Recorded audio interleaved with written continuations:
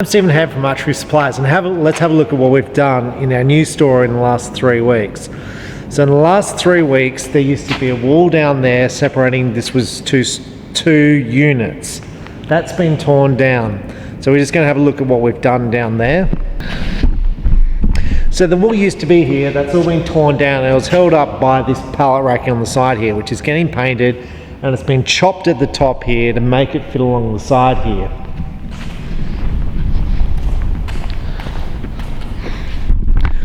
On the floor, there was a whole bunch of bolts used to hold down automotive equipment.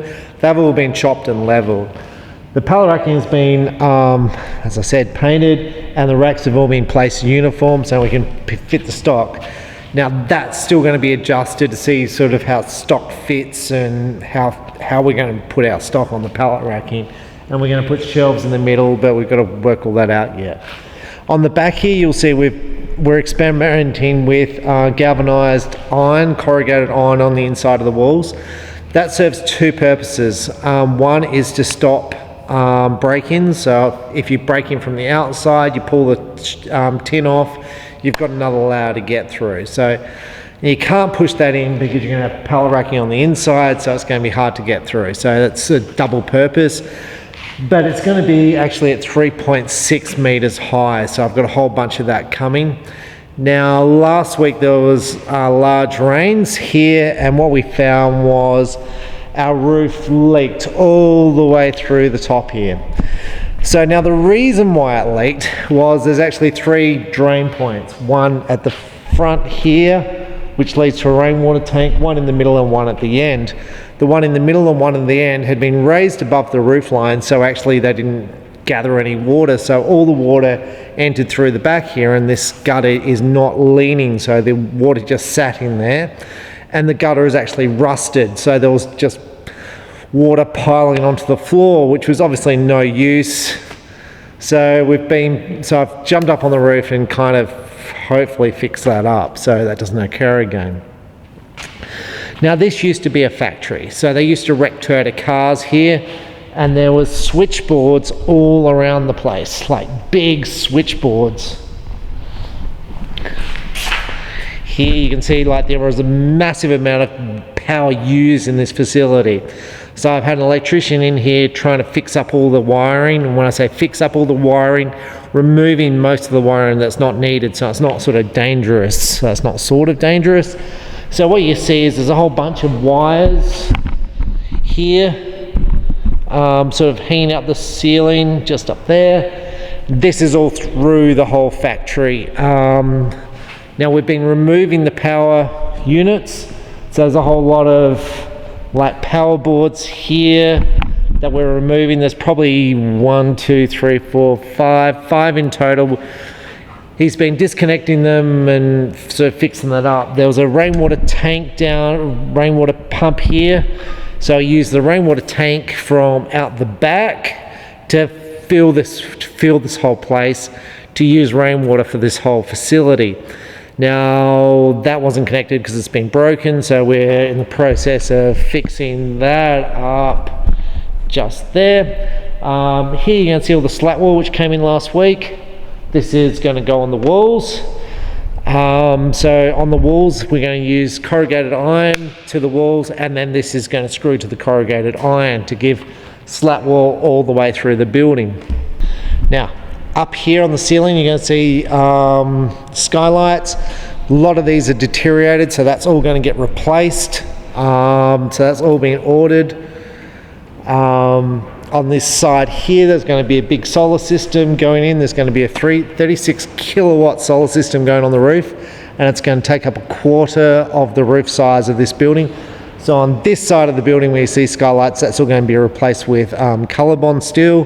The skylights are going because it's all going to be replaced with a solar system, and I don't want laser light deteriorating in time, but there's still a solar system there to power this facility. At the front here there was a mezzanine floor. That's all been removed. It was kind of welded together and pretty questionable at best. That's all been removed. There was a mezzanine story above this office here, so there was stock stored above with a stairwell going up. That's been removed. I didn't think it was safe. Now originally my idea was to use pallets and store stuff above the offices because it was a storage area. Now the problem we found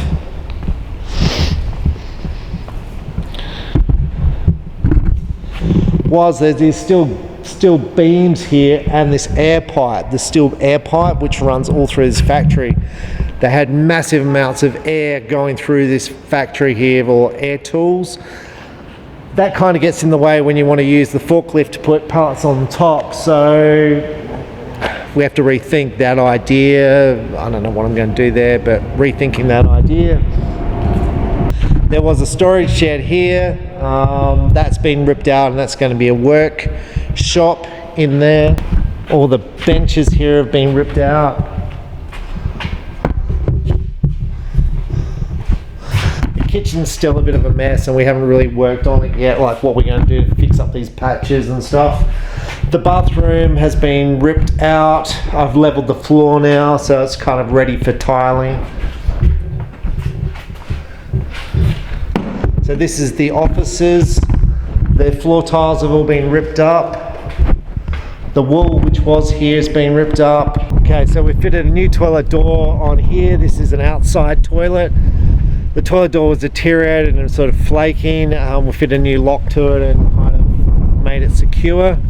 But I've still got to fit another deadlock to this door here. We've started painting the exterior here on all the downpipes. Now this is the gate. It's the old one was like green and the paint was flaking. We've been painting the new one and it's black. Looks like new. It's a really quite time consuming to paint the material here. It really takes a long time. Okay, so I'm out the back here. The building has changed from a dull green to a grey. So I'll show you the colour it used to be. So there's the colour it used to be, and here is the colour it used to be, and I haven't finished painting here yet. So we've painted most of the building. There's still painting to go. It's quite a job to paint a building, which is, you know, like 4 meters tall by so many meters wide, because if it's too windy the paint goes everywhere, or you can't do it. If it's too hot you can't do it, so you've got to wait for the weather just to be right, and you've got to have the time to do it when you've got the weather just right.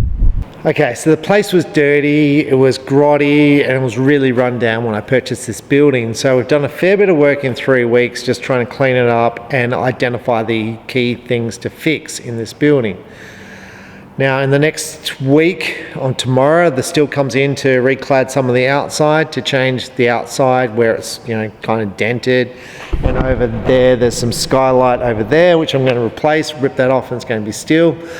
Then I'm going to start to clad the walls and hang the slat wall to the building. So I'm going to start hanging that this week and sort of seeing how much stock fits on the slat wall, because that's going to start giving me an idea about how much display space I need and how this building is sort of going to come together, because it's very hard for me to know how much space I need when this is so much larger than where we currently are.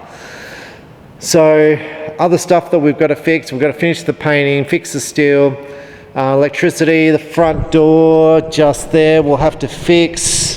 The new forklift is just over there, which has just come in. Lighting, we've got to fix up some lighting just above me here. There's got to be some more lights installed. I'm going to fit a new roller door in here, so we're going to get pricing for this, because I need the roller door to be more sealed than this. This is a sliding door. You can see there's a gap at the top and a gap at the bottom, so we're trying to stop, you know, mice and all that sort of stuff coming into this building.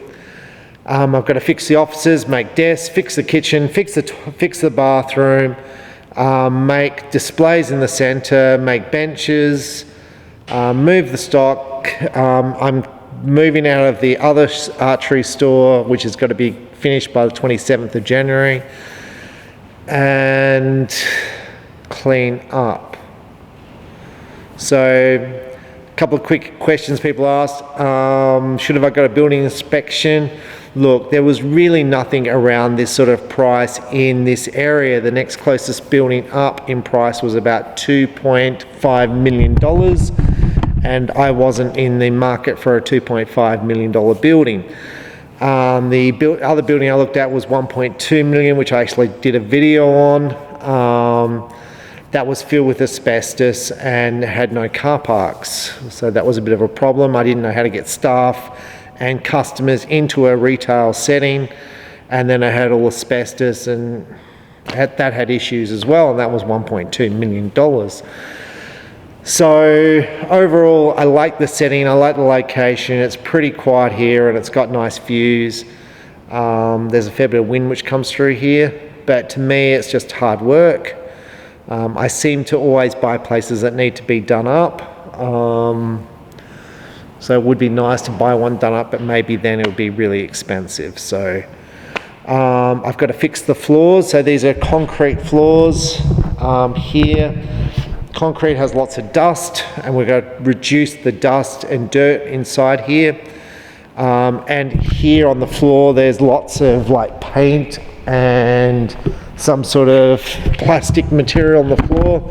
So we'll be getting sort of concrete grinders in to kind of clear this up. We're going to try epoxy resin on the floor to see how that kind of goes.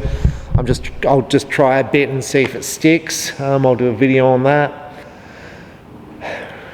I think that's a bit overwhelming, but basically just edge away at it and sort of see how we go. So we've ordered some C-channel for the front of these buildings up here, which we'll put at 3.6, so the Colorbond steel will be screwed to this building at 3.6, 2.4 and 1.2, basically in three locations. So that should be pretty good. And I haven't worked out how I'm going to do a front door, so I figure I'm going to get, so that's going to be the front door there, and I haven't worked out how to do it yet. So I suppose I'm going to have to get a few quotes and see some options for it. I've been researching it, so we've got to do that. A few other things to do, but there's plenty on our plates to keep us busy with this shop and with the existing shop, keeping that going. So anyway, that's where we're up to now. I hope that's been beneficial for you, and we'll just sort of keep you updated with how we progress as this goes along. So fingers crossed.